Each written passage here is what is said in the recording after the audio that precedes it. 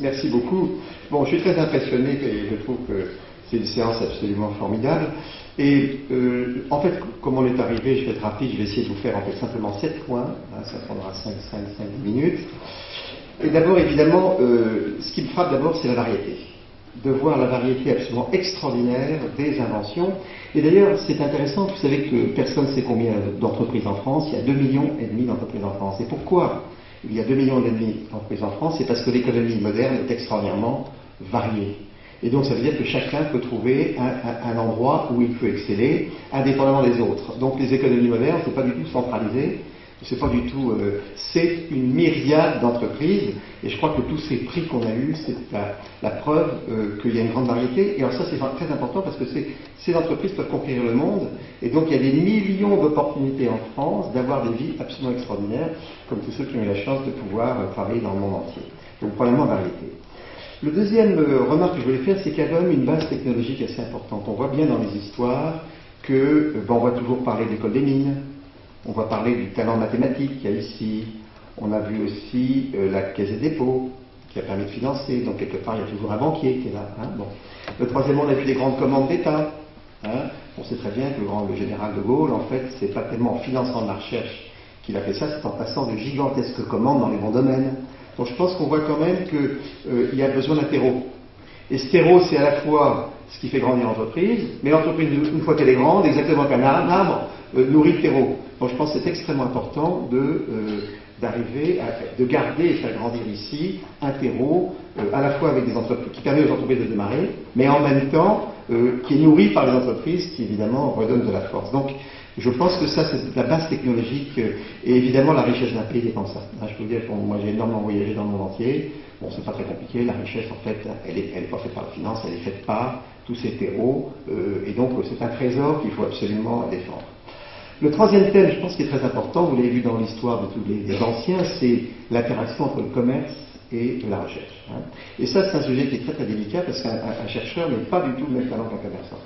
Et il faut arriver à faire travailler ensemble. Je crois que, j'ai une grande joie dans Essilor, évidemment. L'une des grandes forces de la maison Essilor, c'est qu'on a toujours été capable de mettre un poids égal aux commerçants et aux chercheurs. Et il n'y en a pas un qui domine l'autre, c'est les deux qui travaillent ensemble. Et je pense que souvent, beaucoup de recherches n'aboutissent pas simplement parce qu'il n'y a pas de réseau commercial qui est derrière.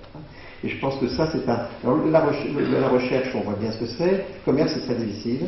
C'est l'art d'aller vers l'autre. C'est l'art de prendre une valise. La solitude, un vendeur, c'est seul. Donc c'est la solitude du vendeur, c'est l'impayé, c'est un truc épouvantable. Bon, et ça c'est des choses qu'il faut apprendre. Et donc vraiment le chercheur est le vendeur est au service du chercheur. Quand on vend un grand produit, c'est extraordinaire aussi, parce que la vente c'est quand même absolument extraordinaire. La vente c'est la rencontre de deux intelligents, de deux décisions. Je te donne mon argent et puis ton produit sera bien. Donc, et puis moi, je fais le pari que ton chef pourrait l'encaisser. En échange de ça, je vais te donner un produit génial. Et ça, je pense que la vente, c'était une des expériences les plus extraordinaires, c'est de toute la vie des affaires, et je pense que c'est la base. C'est quand même la base avec la recherche. Donc, je pense qu'il faut cultiver aussi ce savoir-faire de vendeur et de chercheur. Le quatrième point que je voulais faire, c'est la ténacité et le sens du temps. Parce que les cycles de vie des produits, c'est très long. Les robots, tous vos produits ont des durées de vie qui vont être de 50, 100 ans. Et on voit bien que tous les gens qui construisent, c'est des gens qui ont une ténacité. Je vois Bernard, c'est grâce à Bernard que je suis ici. Bernard, il a inventé il y a 50 ans le progressif. Il est toujours là en train de nous aider à améliorer les progressifs. Donc en fait, c'est une ténacité. Et donc je pense que le sens du temps, se consacrer sur une chose, y donner toute sa vie, toute son énergie, je pense que c'est une chose qui est très très importante et qui donne évidemment de très très grandes joies. Et c'est la ténacité qui fait la différence. Souvent, c'est les gens les plus tenaces, pas forcément les plus intelligents, mais c'est les plus tenaces qui, sur la très très longue durée, font la différence. Le cinquième point que je voulais faire, c'était la mondialisation. La mondialisation, c'est une source de progrès extraordinaire. Alors jusqu'ici, la mondialisation, ça n'a pas bonne image. On dit que tous nos problèmes viennent de la mondialisation. Alors nous tous qui sommes entrepreneurs, on s'inscrit complètement faux. La mondialisation, c'est la liberté. Alors je vais parler des lunettes que je connais bien. On a énormément amélioré nos produits parce que par exemple, les Indiens et les Chinois ont des œufs trop longs. Ils ont des œufs trop longs, ils sont tous myopes. Donc ils ont besoin de travailler l'indice pour faire des verres minces. Donc l'entrée des Essilor en Asie, ça a été l'obligation de faire des verres minces. Bon. Les Indiens, ils ont par contre des œufs trop petits, ils sont tous presbytes. Ils vont tous avoir des presbytes. Par contre, les Indiens, ils bougent la tête comme ça. Alors faire un progressif avec une tête qui bouge comme ça, c'est pas facile. Les Chinois, les Japonais lisent comme ça. Alors nous on lit comme ça, prendre affaire à un progressiste qui permet de dire comme ça, vous voyez, bon. Et ça veut dire donc que la mondialisation, ça vous amène tout le temps des nouveaux problèmes qui vous font progresser. Hein. Ensuite, la mondialisation, vous rencontrez des terrains. Moi, je suis fanat de tennis. Alors moi, je vous conseille d'aller regarder les tournois de tennis quand vous voyez, par exemple, Federer lutter contre Nadal. Vous avez des gens complètement différents. Il y en a qui étaient formés sur le quick et puis l'autre sur la terre battue. Ils grandissent les uns les autres en se confrontant. Et donc la mondialisation, ça nous fait rencontrer des concurrents différents. Et une fois qu'une entreprise s'est battue sur tous les terrains contre tous les concurrents, elle grandit. Donc la mondialisation, en fait, c'est une source de développement absolument extraordinaire. Et comme vous le disiez, il ne faut pas avoir peur d'aller à l'eau. Une fois qu'on est dans l'eau, ça va très bien. Et on se révèle justement en plongeant dans la piscine. Alors le 6e point, c'est le point le plus utile, je pense, c'est les talents français. Parce que c'est un sujet sur lequel j'ai été totalement toujours confronté. Et je pense que les entreprises françaises, on n'a absolument pas de complexe à avoir. Donc il ne faut pas être arrogant, comme disait M. Didier, parce que l'arrogance tue. Mais il faut savoir qu'il y a un talent. Et il y a un classement d'ailleurs des Chinois, on fait un classement en début d'année. Les Chinois ont classé les 100 meilleures boîtes du monde. Il y a 12 Français dedans. Les journaux n'ont pas parlé parce que pour l'instant c'est bien vu de taper sur les boîtes. Il faut savoir que dans les 100 plus grandes boîtes, il y a 12 entreprises françaises. Et les Chinois disent, le pays, 4% du PIB, qui a mis 12 entrepreneurs dans les 100 premiers, c'est le plus doué. Donc les Chinois considèrent qu'on est plus doué. Donc on est mieux entendu finalement en Chine. Alors simplement pour vous dire qu'on a les talents. Quels sont les talents qu'on a tous en commun? Et je pense qu'ils sont assez forts. Et vous avez vu, on voit les robots. Bon, je pense que vous êtes avec les Japonais. Vous voyez toutes les morphos. On voit toujours des capacités mathématiques.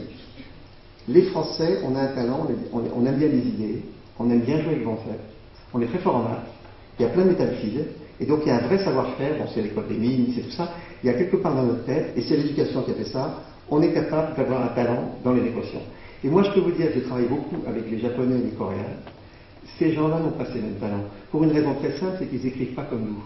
Quand vous écrivez avec un idéogramme, ça vous gêne énormément dans la logique. Parce que l'idéogramme, c'est des tas de caractères à apprendre, il faut les mettre les uns côté des autres sans logique. Alors que nous, en fait, on travaille avec des grammaires. Une grammaire, c'est quasiment un programme informatique, avec des conjugaisons. Et donc, on a en nous une chance d'abstraction. Et puis, la deuxième chance du français, c'est que le français est très désobéissant. Je pense que le français et le chinois, c'est les deux peuples les plus désobéissants.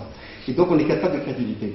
Et quand un métier allie à la fois une capacité d'abstraction et une capacité de sortir des sentiers battus, de désobéir un petit peu, je pense que les Français sont doués. Et quand vous les regardez, on trouve toujours ça. Les calculs de coque de bateau, c'est comme les progressifs. Je pense que c'est comme les mêmes problèmes que les calculs d'empreinte. On retrouve tout ça. Les mathématiques sophistiquées pour faire des dérivés, bon, le siècle des erreurs. Tout ça, c'est un mélange d'intuition. Les ponts. On est leader mondial dans les ponts. Les ponts, il n'y a jamais de ponts pareils. À chaque fois, c'est un truc compliqué, vous voyez. Alors, autant les Japonais et les Allemands sont des gens qui ont un talent excellent dans les produits précis répétitifs. Sur ces trucs-là, on est balayé par l'Internet. Par contre, dès que le produit est un peu tordu, à ce moment-là, le français arrive à se déplacer. Donc je pense qu'il faut savoir que sans crâner, on a un vrai talent, il faut avoir un peu complexe, et la vraie filière française, elle est là, à mon avis. Hein. Donc il ne faut pas avoir peur. Le dernier point que je voulais dire, et c'est une des plus grandes joies que j'ai eues dans toute ma vie, et je crois que c'est pour les jeunes entrepreneurs, c'est qu'on a en France l'idée de la culture générale. Hein. Et puis, au fond, ce que vous montrez, vous, entrepreneurs, c'est que vous prenez un truc petit, toute petite partie de l'économie, et vous la poussez au leadership mondial. Alors ce que je peux vous dire, c'est que même, bon, un bout de verre, c'est pas un truc, oui, mais quand vous le poussez au leadership mondial, vous découvrez des choses absolument extraordinaires. Hein. Bon, on peut faire une empreinte, quand on devient le champion du monde de l'empreinte, ça va très loin. Et on découvre, en prenant un truc très précis, en le poussant au bout, au leadership mondial, on découvre des choses absolument extraordinaires. On découvre en fait une universalité. Et je pense qu'on a beaucoup développé ici la notion de culture générale. Et personnellement, arrivant à la fin de ma vie et de ma carrière, au fond, je me rends compte en fait que pousser un truc très pointu, complètement au bout, on atteint l'universalité. Quand vous devenez leader mondial, vous devenez un aimant à connaissance. Le monde entier vient vous voir pour commencer à discuter le coup avec vous. Et je pense que, et c'est très bien que vous preniez de partir dans les robots, parce que c'est complètement... Bon, en prenant ce truc-là, en le poussant à bout, vous allez trouver des trucs de grande valeur générale, et je pense que c'est ça, et ce prix est magnifique, parce qu'il magnifie finalement choisir un truc très pointu et le pousser au bout. Et je pense qu'avec le monde qu'il y a aujourd'hui, la capacité de tout mondialiser, l'éclatement énorme de l'économie, je pense qu'il y a une chance extraordinaire à condition de tenir son truc et d'aller jusqu'au bout. Hein. Et je crois que la dernière chose, je vais reprendre ce qu'a dit M. Dubuis, je pense qu'on est tous d'accord, c'est qu'au fond, l'entreprise, c'est une aventure absolument extraordinaire. Hein. Alors, on a eu les mots confiance. Moi, je sais que j'ai écrit une mission des confiance de l'entrepreneur. Je pense qu'une entreprise, ça peut être un lieu où on se fait confiance. D'ailleurs, pour moi, la créativité, c'est déjà de confiance. Quand vous créez un climat de confiance, hein, qui veut dire qu'on récompense quand ça marche, et qu'on répare quand les gens font des bêtises, les personnalités se développent et deviennent extrêmement créatifs. Chacun d'entre nous, il y a un petit génie qui sommeille, et si on met dans un climat de confiance, il crée. Et je pense que le secret des entreprises qui créent, c'est les entreprises qui créent des climats de confiance. Et je pense que c'est très important de le dire haut et fort. À une époque, on est en train de dire l'entreprise, c'est un truc horrible qui broie les gens. Vous avez dit qu'en fait, ça fait grandir les gens. Il n'y a rien qui fait plus grandir les gens qu'une entreprise qui croit. Une entreprise qui se développe, ça va encore plus loin. C'est-à-dire que, et je termine là-dessus, je raconte toujours une petite histoire. Si vous voulez, on est au XIIe siècle, et puis il y a 3 personnes qui sont près de Chartres, ils se faisaient des tas de cailloux. Et on demande au premier, qu'est-ce que tu fais? Il dit, je chasse des cailloux. Puis le second, il dit, qu'est-ce que je fais? Je sculpte une pierre. Puis le troisième, il dit, je construis Chartres. Hein. Et donc, quand vous donnez la continuité, que vous vous concentrez, vous donnez à chacun non seulement la capacité d'exercer un métier, mais de participer carrément à une aventure. Et je pense que tous ces prix, ça révèle les gens qui sont donnés, et en fait, on travaille beaucoup plus que pour soi-même. Parce que ces collaborateurs, et je crois que c'est ça que les jeunes veulent entendre.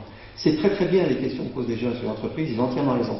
Mais on a les réponses. C'est une question de communiquer et de partager l'aventure de faire. Donc je suis absolument ravi d'avoir participé à cette belle histoire et dire à tous les jeunes, l'entreprise c'est une aventure absolument extraordinaire.